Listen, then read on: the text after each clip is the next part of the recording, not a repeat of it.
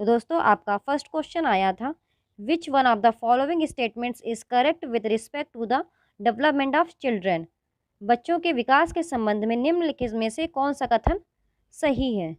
तो आपका फर्स्ट का ऑप्शन तीसरा सही हो जाएगा। बच्चों का विकास उनके सामाजिक संदर्भ से प्रभावित होता है। Development of children is influenced by their social context. आपका सेकंड क्वेश्चन आया था, which of the following is an example of fine motor skill for grade third students. निम्नलिखित में से कौन कक्षा थर्ड के छात्रों के लिए सूक्ष्म मोटर कौशल का एक उदाहरण है। तो आपका सेकंड का ऑप्शन दूसरा करेक्ट हो जाएगा, मोतियों को धागे में बांधना। दोस्तों अगर आपको ये वीडियोस अच्छे लगते हैं तो चैनल को सब्सक्राइब जरूर कीजिएगा, वीडियो को लाइक भी कर दीजिएगा। और अगर आप ऐसी वीडियोस देखना चाहते हैं तो आप इस यूट्यूब चैनल को विज़िट करें। इस यूट्यूब चैनल पर 2021-22 में हुए सी-टेट पेपर 1 और पेपर 2 के मैक्सिमम शिफ्टों के सॉल्यूशंस ऑलरेडी प्रोवाइड कर दिए गए हैं। आप इस यूट्यूब चैनल को विज़िट करें और सभी शिफ्टों के सॉल्यूशंस देख लीजिए। आपका थर्ड क्वेश्चन आया था, which of the following traits are determined slowly by heredity. निम्नलिखित में से कौन सा लक्षण केवल आनुवंशिकता द्वारा निर्धारित किया जाता है। तो आपका थर्ड का ऑप्शन पहला करेक्ट हो जाएगा, आँखों का रंग। आपका फोर्थ क्वेश्चन आया था, schools teach new behaviours and rules to children and expect them to act accordingly. The school is acting as an agency of dash socialization. School बच्चों को नए व्यवहार और नियम सिखाते हैं और उनसे उसके अनुसार कार्य करने की अपेक्षा करते हैं। स्कूल डैश सामाजिकरण की एक एजेंसी के रूप में कार्य कर रहा है। तो आपका फोर्थ का ऑप्शन तीसरा सही हो जाएगा, माध्यमिक या द्वितीयक, क्योंकि परिवार बच्चे का प्राथमिक संस्था होती है या फर्स्ट एजेंसी होती है, प्राथमिक एजेंसी होती है। आपका फिफ्थ क्वेश्चन आया था, according to Lawrence Kohlberg at which level of moral development does the child display good boy good girl orientation. Lawrence Kohlberg के अनुसार नैतिक विकास के किस स्तर पर बच्चा अच्छा लड़का अच्छी लड़की अभिविन्यास प्रदर्शित करता है। तो आपका फिफ्थ का ऑप्शन दूसरा सही हो जाएगा, पारंपरिक स्तर, कन्वेंशनल लेवल। आपका सिक्स्थ क्वेश्चन आया था, सीता's ability to modify her actions of riding a scooter based on her experiences of riding a bicycle would be an example of। Cycle की सवारी के अपने अनुभवों के आधार पर सीता की स्कूटर की सवारी करने के अपने कार्य को संशोधित करने की क्षमता एक उदाहरण होगी। तो आपका सिक्स्थ का ऑप्शन तीसरा सही हो जाएगा, समायोजन, अकोमोडेशन। आपका सेवेंथ क्वेश्चन आया था, in dash stage children start using सेमियोटिक functions rapidly develop language skills. Dash चरण में बच्चे लाक्षणिक कार्यों का उपयोग करना शुरू कर देते हैं, तेजी से भाषा कौशल विकसित करते हैं। तो आपका सेवेंथ का ऑप्शन तीसरा सही हो जाएगा, प्री ऑपरेशनल। आपका एट्थ क्वेश्चन आया था, in dash a teacher and 2-4 students form a collaboration group and take turns leading dialogues on the content of a text passage। Dash में एक शिक्षक और 2-4 छात्र एक सहयोग समूह बनाते हैं और टेक्स्ट पैसेज की सामग्री पर प्रमुख संवाद करते हैं। तो आपका एट्थ का ऑप्शन पहला सही हो जाएगा, पारस्परिक शिक्षण, रेसिप्रोकल टीचिंग। आपका नाइन्थ क्वेश्चन आया था, which of the following technique has been proposed by Lev Vygotsky for learning primary school children. Lev Vygotsky ने प्राथमिक विद्यालय के बच्चों को पढ़ाने के लिए निम्नलिखित में से कौन सी तकनीक प्रस्तावित की है। तो आपका नाइन्थ का ऑप्शन पहला सही हो जाएगा, अनुदेशात्मक मचान, इंस्ट्रक्शनल स्कैफोल्डिंग। आपका 10th क्वेश्चन आया था, in the context of progressive education which of the following statements is correct. प्रगतिशील शिक्षा के संदर्भ में निम्नलिखित में से कौन सा कथन सही है। तो आपका 10th का ऑप्शन तीसरा करेक्ट हो जाएगा, विद्यार्थी को समस्या समाधानकर्ता बनने के लिए प्रोत्साहित किया जाना चाहिए।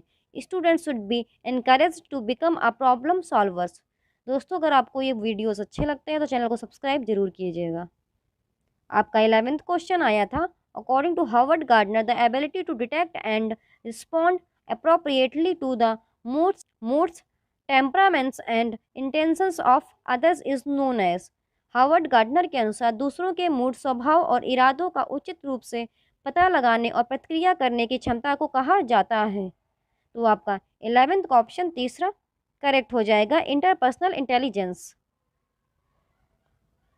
आपका 12th क्वेश्चन आया था, which of the following is reflected in the statements of a father to his son? Don't cry, like a girl, you are a boy. निम्नलिखित में से कौन सा एक पिता के अपने बेटे के बयान में परिलक्षित होता है? लड़की की तरह मत रो, तुम एक लड़के हो। तो आपका 12th का ऑप्शन दूसरा सही हो जाएगा, लिंग स्टीरियोटाइप, जेंडर स्टीरियोटाइप। ये जेंडर बायस को शो करता है कि सिर्फ लड़कियां ही रोती हैं और लड़के नहीं रोते हैं। आपका 13th क्वेश्चन आया था, which of the following statements about continuous and comprehensive evaluation is not correct? सतत और व्यापक मूल्यांकन के बारे में निम्नलिखित में से कौन सा कथन सही नहीं है? तो आपका 13th का ऑप्शन पहला सही हो जाएगा। शिक्षकों के लिए बार बार शिक्षार्थियों का परीक्षण करना एक आसान तरीका है। It is an easy way for teachers to test learners frequently. आपका 14th क्वेश्चन अजर्शन एंड रीज़न वाला दिया गया था। तो आपका अभिकथन दिया गया था, एक शिक्षक को कक्षा की सामाजिक, सांस्कृतिक, धर्म और भाषाई विविधता को समझना चाहिए। कारण दिया गया था, कक्षा में शिक्षार्थियों का एक सजातीय समूह होता है। सही विकल्प चुनें। तो आपका 14th का ऑप्शन तीसरा सही हो जाएगा, A is true but R is false. A सच है लेकिन आर गलत है। आपका 15th क्वेश्चन आया था, प्रियंका यूजेस विविग्योर to make the students learn the sequence of 7 colours in a rainbow. This strategy for memorising the sequence of colours is called. छात्रों को इंद्रधनुष में 7 रंगों का क्रम सिखाने के लिए प्रियंका विविग्योर का उपयोग करती है। रंगों के क्रम को याद रखने की इस रणनीति को कहा जाता है। तो आपका 15th का ऑप्शन दूसरा सही हो जाएगा, नियमोनिक्स।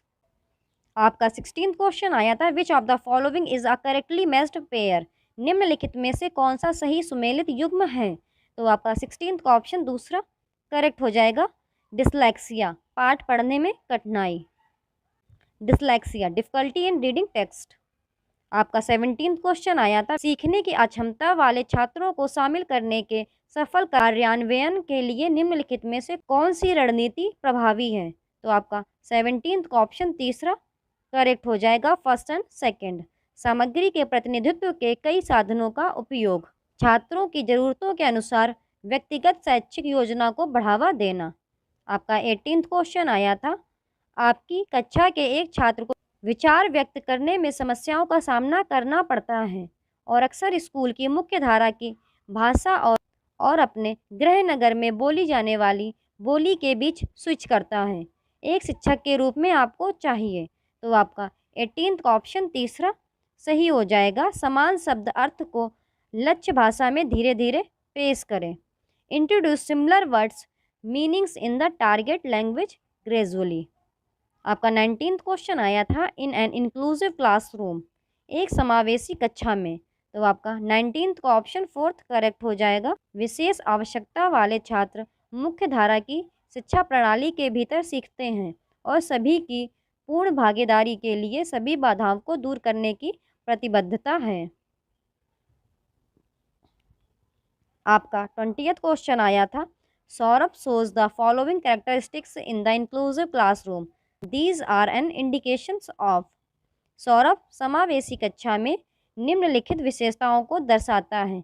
ये संकेत हैं, पढ़ते समय पुस्तकों को अपने बहुत पास या दूर रखता है, बार बार झपकता है और आंख बंद करता है या आंख में लाली होती है, चॉक बोर्ड पर सामग्री को गलत तरीके से पढ़ता है। तो आपका 20th का ऑप्शन दूसरा सही हो जाएगा, दृश्य हानि, विजुअल इम्पेयरमेंट। आपका 21st क्वेश्चन आया था, which of the following features is not prescribed in the national education policy 2020? निम्नलिखित में से कौन सी विशेषता राष्ट्रीय शिक्षा नीति 2020 में निर्धारित नहीं है? तो आपका 21st का ऑप्शन फोर्थ करेक्ट हो जाएगा।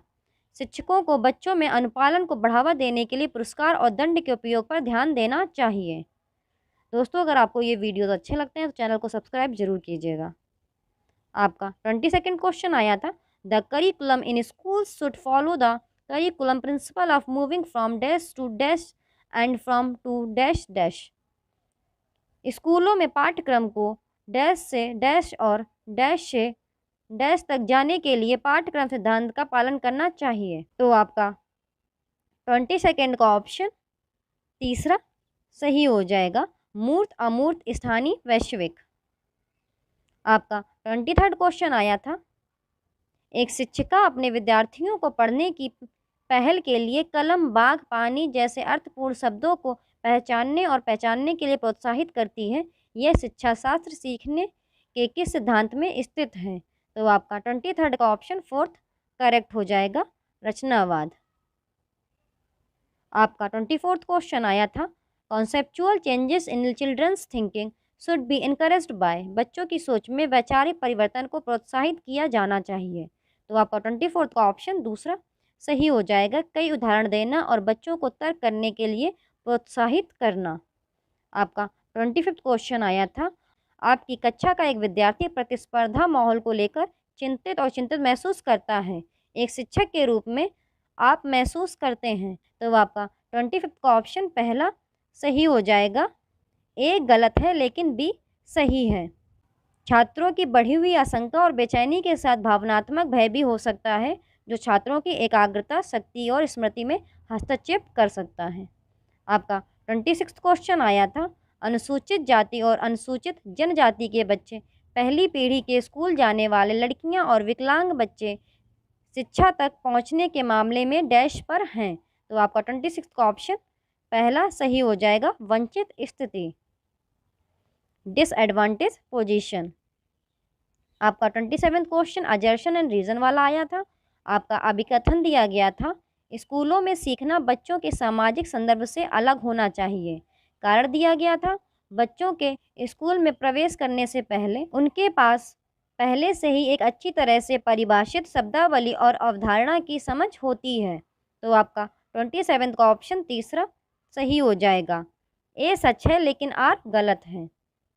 आपका 28 क्वेश्चन आया था, एक छात्रा को लगता है कि वह परीक्षा में सफलता हासिल नहीं कर पाएगी और कभी भी अपने प्रदर्शन में सुधार नहीं कर पाएगी। क्षमता के बारे में ऐसी मान्यताएं। तो आपका 28 का ऑप्शन तीसरा सही हो जाएगा, छात्रा को कार्य को छोड़ देने और सीखी हुई असहायता का अनुभव करने का एहसास कराता है। आपका 29 क्वेश्चन आया था, छात्रों को लगातार सीखने के लिए प्रेरित रखने के लिए शिक्षक द्वारा निम्नलिखित में से कौन सी रणनीति सबसे प्रभावी है? तो आपका 29 का ऑप्शन पहला सही हो जाएगा, छात्रों के बीच क्षमता के बारे में वृद्धिशील विश्वास पैदा करना। आपका 30th क्वेश्चन आया था, errors made by children are indicative of.